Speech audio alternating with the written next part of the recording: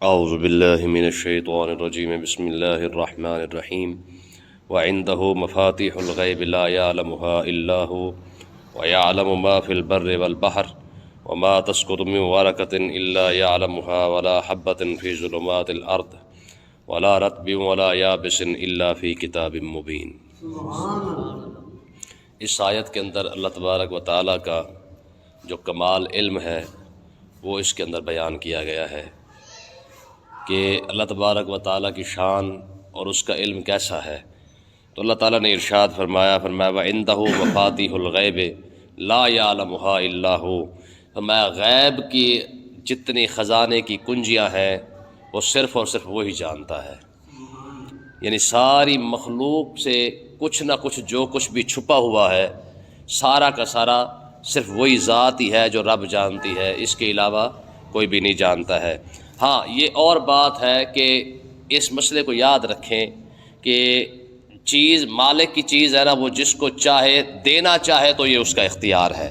تو اللہ تبارک و تعالیٰ نے اپنے بندوں کو اگر کچھ علم عطا فرما رکھا ہے تو اس میں کوئی اتنی بڑی بات نہیں ہے، ٹھیک ہے جی، یاد رکھیں کیونکہ علم ذاتی طور پہ رب کا ہی ہے، ذاتی طور پہ رب کا ہے، یعنی اس کا علم کیسا ہے، نہ اس کو کسی نے دیا ہے نہ اس نے کسی سے لیا ہے، وہ اس کا اپنا علم ہے، وہ ازل سے جانتا ہے اور ابد تک جانتا ہے، اس کے علاوہ کوئی بھی نہیں ہے، ٹھیک ہے۔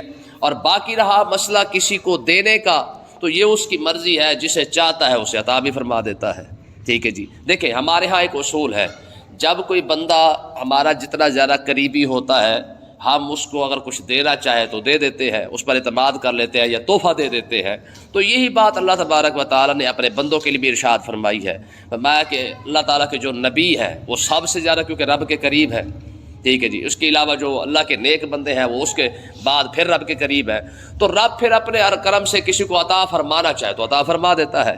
جیسے قرآن مجید کی آیت ہے علم آدم الاسماء کلہا، ہم نے فرشتوں کو تو چیزوں کا علم نہیں عطا فرمایا تھا لیکن ہم نے آدم علیہ السلام کو علم عطا فرمایا ہے، ٹھیک ہے نا جی۔ تو کہنے کا مقصد یہ ہے کہ اللہ تبارک و تعالیٰ نے یہ کئی جگہ پہ ارشاد فرمایا محبوب ہم نے آپ کو وہ علمک ما لم تکن تعلم وکان فضل اللہ علیک عظیما، ہم نے آپ کو وہ بھی سب کچھ علم عطا فرما دیا ہے جو آپ نہیں جانتے تھے، ٹھیک ہے جی، یہ آپ پر اللہ تعالیٰ کا بہت بڑا فضل ہے۔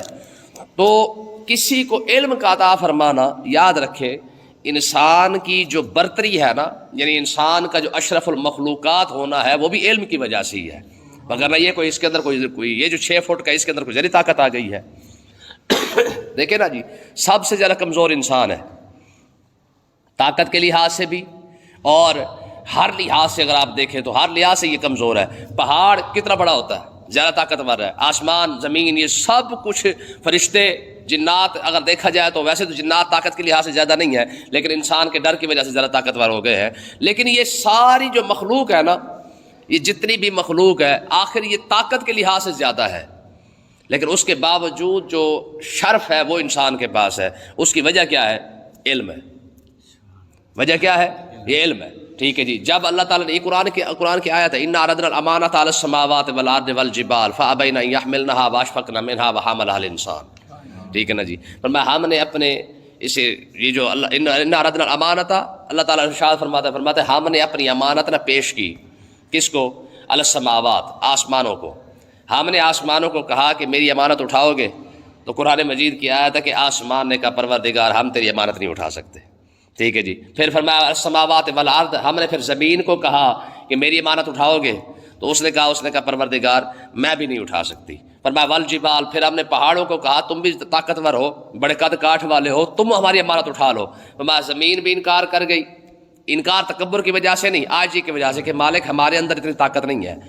آسمان بھی، زمین بھی، پہاڑ بھی، یہ سارے انکار کر گئے۔ قرآن مجید کی آیت ہے اشفقن منہا وحملہا الانسان، فرمایا وہ بیچارے ڈر گئے، آسمان اور زمین اور پہاڑ یہ سارا کچھ، یہ تو ڈر کے جو پیچھے ہٹ گئے کہ ہم تیری امانت نہیں اٹھاتے۔ وحملہا الانسان، صرف انسان ہی ہے جس نے آ کے رب کی امانت کو اٹھایا ہے، ٹھیک ہے نا جی۔ تو امانت کیا ہے؟ اس امانت سے مراد مفسرین علم لیتے ہیں، فرمایا یہ علم کی دولت ہی ہے جسے اللہ تعالیٰ نے انسان کو عطا فرمائی ہے۔ اور وہ کیوں ڈر گئے تھے؟ ظاہر ہے جب علم عطا فرمائے گا تو رب پھر پوچھے گا بھی صحیح، تو انسان کو بیسیکلی علم دیا گیا ہے، بنیادی طور پہ انسان کو علم دے دیا گیا ہے. اب اس سے فائدہ اٹھائے گا تو بچ جائے گا، نہیں فائدہ اٹھائے گا تو پھر دیکھا نا جی. پہاڑوں کو تو قرآن نہیں دیا گیا، آسمان کو تو قرآن نہیں دیا گیا، زمین کو تو نہیں دیا گیا. قرآن دیا گیا ہے انسانوں کو، نبی بھیجے گئے انسانوں کے پاس، تو پوچھا بھی تو انسانوں سے ہی جائے گا. قرآن مجید کی آیت ہے ما خلقت الجن والانس الا لیعبدون. ہم نے عبادت کا جو حکم دیا وہ دو مخلوقوں کو دیا ہے. کون کون سی؟ ایک جن ہے اور ایک انسان ہے. ٹھیک ہے جی. ما خلقت الجن والانس الا لیعبدون. ہم نے تمہیں عبادت کے لیے پیدا کیا ہے، وہ دو مخلوقیں ہی ہیں بنیادی طور پر، ایک جن ہے اور ایک انسان ہے. پھر اسی سے پوچھا بھی جائے گا کہ ہاں بتا نا، جب تجھے اسپیشلی پیدا ہی اسی بات کے لیے کیا تھا کہ تو نے ہماری عبادت کرنی ہے، میری معرفت اور میری پہچان حاصل کرنی ہے، پھر اس کے لیے باقاعدہ نبی بھی دیے، باقاعدہ قرآن بھی دیا، فائدہ کیوں نہیں اٹھایا؟ تو اب جس نے فائدہ نہیں اٹھایا ہے تو پھر اس کی تو طبیعت سیٹ ہو جائے گی آگے جا کے. تو اللہ تبارک و تعالیٰ نے ارشاد فرمایا کہ علم جو ہے نا، علم یہ بیسیکلی بنیادی طور پر ہے رب کا. علم رب کا ہی ہے. ہاں جسے چاہے عطا فرما دے یہ اس کی مرضی ہے، جسے چاہے نہ عطا فرمائے یہ بھی اسی کی مرضی ہے. بات سمجھے نا؟ تو اگر دیکھیں جی، فرمایا وَيَعْلَمُ مَا فِي الْبَرِّ وَالْبَحْرِ. اس کا علم کیسا ہے؟ فرمایا جو کچھ خشکی کے اندر ہے اس کو بھی جانتا ہے، جو تری کے اندر ہے اس کو بھی جانتا ہے. ٹھیک ہے جی. خشکی کے اندر کیا ہے؟ یہ جو جتنی روئے زمین پر جو کچھ بھی آباد ہے، ٹھیک ہے جی، جتنی مخلوق ہے. دیکھیں ایک اندازے کے مطابق سائنسدان تو یہ کہتے ہیں کہ ہمیں صرف خشکی پر جو مخلوق ہے اس کا ہمیں صرف 14% پتہ ہے، باقی 86% کا پتہ ہی کوئی نہیں ہے کہ مخلوق خشکی پر ہے کون سی. حالانکہ ہمارے بزرگ کہتے ہیں کہ 3 حصے جو ہے وہ پانی ہے اور ایک حصہ کیا ہے؟ خشکی ہے. 3 حصے پانی اور ایک حصہ خشکی ہے. تو آپ اندازہ کریں کہ خشکی اتنی ہے، زمین اتنی ہے، تو 3 حصے اس سے زیادہ پانی ہے، تو پھر پانی کتنا ہوگا؟ تو اس خشکی کے ایک حصے پر بھی صرف 14% مخلوق کا پتہ ہے. 86% مخلوق کون سی ہے، کہاں رہتی ہے، کیا کرتی ہے، کیا نہیں کرتی ہے، خود انسانوں کو پتہ نہیں ہے. خود انسان نہیں جانتے کہ کون سی مخلوق کہاں پر آباد ہے. یہ خشکی کی بات ہے. اور رہا مسئلہ تری کا یعنی پانی کا، تو فرمایا پانی کے اندر صرف 6% مخلوق ہے جس کے بارے میں انسان جانتا ہے، باقی 94% مخلوق کون سی ہے، کیا کرتی ہے، کہاں آباد ہے، اس کے کیا معاملات ہیں، کیا حساب کتاب ہے، اس کے بارے میں انسان نہیں جانتا. لیکن رب ہے، فرمایا کہ یعلم ما فی البر والبحر. جو خشکی کے اندر 100% کی 100% ہے اس کو بھی رب جانتا ہے، تری کے اندر جو 100% ہے اس کو بھی رب ہی جانتا ہے. پھر دیکھیں کس کی کیا ضرورت ہے، سب کی ساتھ پوری بھی کر رہا ہے. ٹھیک ہے جی. آگے دیکھیں فرمایا ما تسقط من ورقۃ الا یعلمها. فرمایا زمین پر جتنے درخت ہے نا، اگر کسی بھی درخت کا پتا بھی زمین پر گرتا ہے تو رب اس کو بھی جانتا ہے. یار کوئی سوچ سکتا ہے کہ اس کا علم کیسا ہوگا، اس کی باتیں کیسی ہیں. فرمایا کہ یہ تو زمین پہ گرنے والے کتنے پتے ہوں گے، ٹھیک ہے جی، کتنے درخت ہیں، یہ خدا جانے اللہ جانے کہاں تک ہیں اور کیسے کیسے ہے، کتنا ہے کتنا نہیں ہے. ٹھیک ہے جی.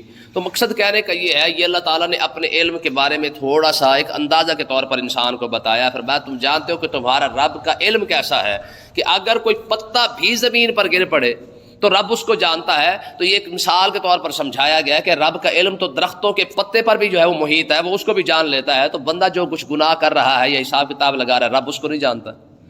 ٹھیک ہے نا جی. یہ انسان کو سمجھایا گیا ہے کہ تو یہ نہ سمجھ کہ جو دا لگا رہا ہے یا تیرے دا کو کوئی نہیں جانتا ہے یا رب کو پتہ نہیں ہے، استغفر اللہ. لیکن ہاں رب کا علم تو ایسا ہے کہ اگر کوئی پتا گر جائے، حالانکہ ہمارے ہاں دیکھیں نا کئی درخت ایسے ہیں جن کے پتے بڑے بڑے ہوتے ہیں اور کئی درخت تو ایسے ہیں جن کے پتے ہمیں سمجھ نہیں آتے، اتنے چھوٹے ہوتے ہیں.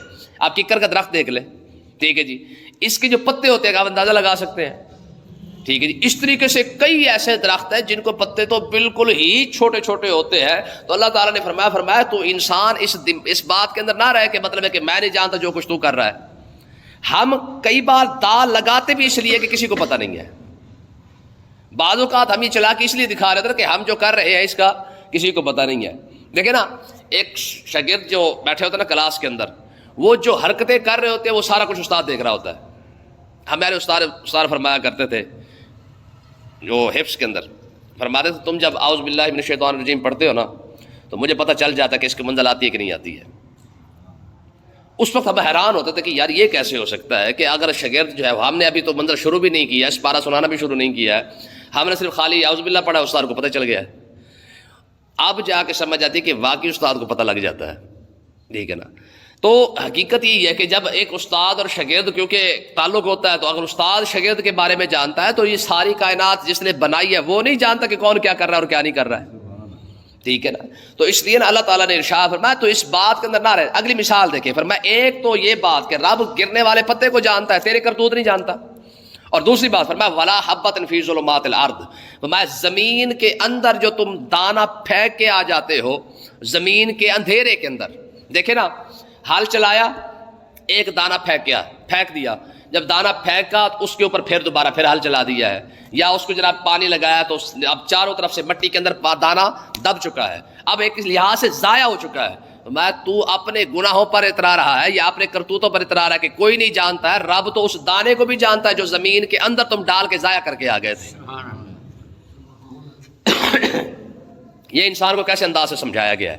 میں تو یہ مت سمجھ کہ اس کے پاس علم کتنا ہے کہ تو سمجھتا ہے کہ جو کچھ میں کر رہا ہوں یہ کوئی نہیں جانتا ہے۔ فرمایا رب تو اس گرنے والے پتے کو بھی جانتا ہے درخت سے، رب تو اس دانے کو جانتا ہے جس کو ہل چلانے سے پہلے یا ہل چلانے کے بعد تم جا کے ضائع کر کے پھینک کے آ گئے تھے۔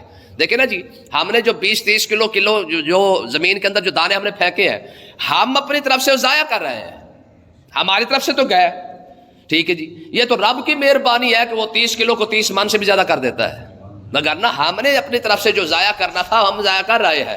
اسی ایک دانے کو پھر کس طریقے سے اس کی حفاظت کرتا ہے، میں تم ذرا دیکھو تو صحیح، تم نے اپنی طرف سے ضائع کر دیا ہے، ٹھیک ہے، زمین کے اندر ڈال کے آ گئے۔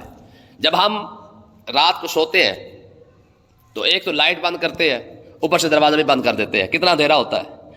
جب چاروں طرف سے ہم اس اندھیرے کے اندر ہوتے ہیں، ٹھیک ہے، تو ہماری حالت یہ ہوتی ہے کہ چلو یار ایک، حالانکہ ہم کمرے کے اندر بند ہوتے ہیں تو کتنا اندھیرا ہو جاتا ہے، تو وہ دانہ جو اس کو ڈالا ہی زمین کے اندر گیا ہے، جس کے اوپر بھی مٹی ہے، نیچے سے بھی کھبے دھبے سجے، دائیں بائیں ہر طرف سے مٹی ہے، اور اس کو 1.5-2 فٹ یا فٹ کم سے کم ہم نے نیچے ڈال دیا ہے، اب کتنا اندھیرا ہوگا۔ فرمایا فی ظلمات الارض، زمین کے اندھیروں کے اندر جو تم نے دانہ ڈالا ہے نا، رب تو اس کو بھی جانتا ہے، ٹھیک ہے۔ تو یہ انسان کو سمجھایا گیا کہ تو یہ مت سمجھ کہ تو جو کچھ کر رہا ہے رب نہیں جانتا ہے، رب تو ان چیزوں کو بھی جانتا ہے۔ اور آگے دیکھیں فرمایا ولا رطب ولا یابس الا فی کتاب مبین، فرمایا کوئی خشک چیز ہے یا کوئی تر چیز ہے، ہم نے ساری کی ساری قرآن مجید کے اندر بیان کر دی ہے۔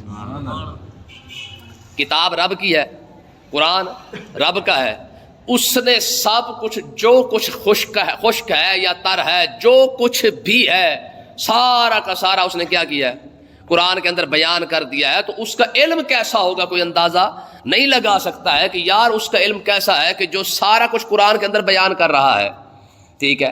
تو پھر آگے خود اندازہ کر لے، قرآن کے اندر سارا اس کا علم سارا نہیں ہے، یہ تو اتنا علم ہے جو انسانوں کو دیا گیا ہے، اس کا علم خدا جانے کتنا ہے، وہ تو خدا خود ہی جانتا ہے کہ اس کا علم کیسا ہوگا۔ یہ تو اس نے انسانوں کے لیے جو کچھ سارا کچھ علم بیان کیا ہے، اگر انسانوں کے لیے اتنا علم دیا جا سکتا ہے تو کوئی سوچ سکتا ہے کہ اس کا اپنا علم کتنا ہوگا، ٹھیک ہے نا جی۔ امام احمد رضا خان رحمۃ اللہ علیہ نے ایک علم کی مثال دی تھی، آپ فرماتے ہیں کہ تمام مخلوق کا علم حضور کے سامنے ایسے ہی ہے جیسے سمندر کے سامنے قطرہ ہوتا ہے، یعنی اللہ تعالیٰ نے اپنے محبوب کو اتنا علم عطا فرمایا ہے کہ ساری مخلوق کا علم اکٹھا کیا جائے نا، تو ساری مخلوق کا علم ایک طرف رکھا جائے اور آقا علیہ الصلوۃ والسلام کا علم ایک طرف رکھا جائے، تو فرمایا اس کی مثال ایسی ہی ہوگی جیسے سمندر کے سامنے قطرہ ہے۔ یہ ساری مخلوق کا علم ہے، فرمایا اسی مثال کو آگے لے لو، فرمایا حضور علیہ الصلوۃ والسلام کا جو علم ہے وہ رب کے سامنے ایسے ہی ہے جیسے سمندر کے سامنے قطرہ ہوتا ہے،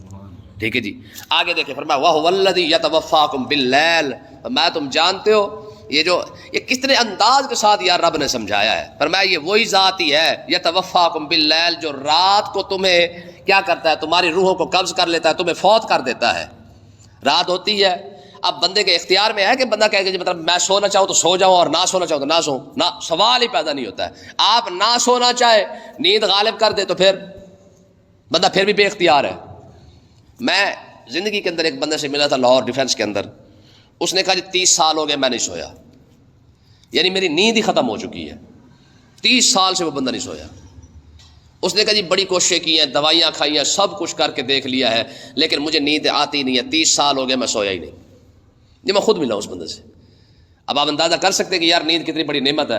ٹھیک ہے جی. تو اللہ تعالیٰ نے ارشاد فرمایا یہ جو انسان مجھے چوڑا ہو کے دکھا رہا ہے نا کہ میں بڑی شے اور میں بڑا جناب والا چلا کے دکھا رہا ہوں، فرمایا چلا کے نہ دکھا، وَهُوَ الَّذِي يَتَوَفَّاكُمْ بِاللَّيْلِ، رب تو وہ ذات ہے جو رات کو کیا کرتا ہے، یتوفاکم، تمہیں فوت کر دیتا ہے، تمہاری روح قبض کر لیتا ہے، اور تم اس وقت ایسے پڑے ہوتے جیسے مردے کے اندر اور سوئے ہوئے کے اندر کوئی فرق صرف اتنا ہے کہ وہ قبر کے اندر سویا ہوا ہے اور تم اپنے گھر میں سوئے ہوئے ہو. فرمایا اب ہو تو برابر گئے، لیکن کیا کرتا ہے، فرمایا وَيَعْلَمُ مَا جَرَحْتُمْ بِالنَّهَارِ، فرمایا پھر جو تم دن میں کماتے ہو وہ اس کو بھی جانتا ہے. رات کو سو رہے ہو اس نے تمہیں سلا دیا ہے، ٹھیک ہے، دن کو پھر جگا دیا ہے، یہ ساری کی ساری اسی کی مہربانی ہے. پھر ہے کس لیے، فرمایا ثُمَّ يَبْعَثُكُمْ فِيهِ، فرمایا پھر تمہیں ایک دن ایسا بھی آئے گا پھر تمہیں کیا کرتا ہے، دن کو اٹھا دیتا ہے، لِيُقْضَىٰ أَجَلٌ مُّسَمًّى، فرمایا یہ سارا نظام چلتا رہتا ہے، رات کو سلاتا ہے، دن کو اٹھا دیتا ہے، اور لِيُقْضَىٰ أَجَلٌ مُّسَمًّى، تاکہ جو تمہیں عمر دی گئی ہے اس عمر کو پورا کیا جا سکے.